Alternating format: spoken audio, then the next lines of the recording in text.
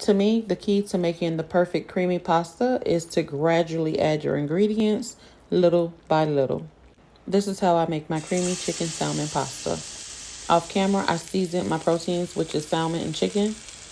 In a heated pan of olive oil, you want to add your salmon and sear it on both sides. Make sure your stove dial is a little bit before medium.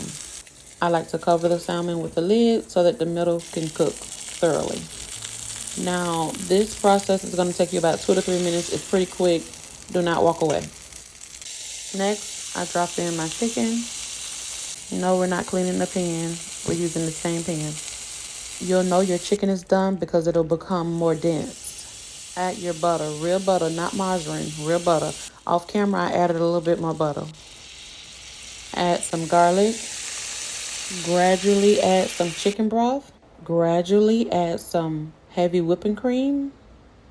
This is the star of my show. Then add all the seasonings to your liking. I also added a little jerk seasoning, y'all. Squeeze in about half a lemon. Gradually add some grated Parmesan cheese, little by little, and then stir it. And then do the same thing with the mozzarella cheese and then give it a stir. I recommend that you stir using a whisk or a fork so that you can pull up all of that flavor at the bottom of the pan. Okay, now we're going to add in our cooked pasta. I'm using bow tie. Also, your pasta is going to help thicken the sauce. And don't forget your chicken. Now let's add that beautiful salmon. Then I'm going to sprinkle some parsley over it. Nothing too fancy, girl. Just some dried parsley. And it should look like this.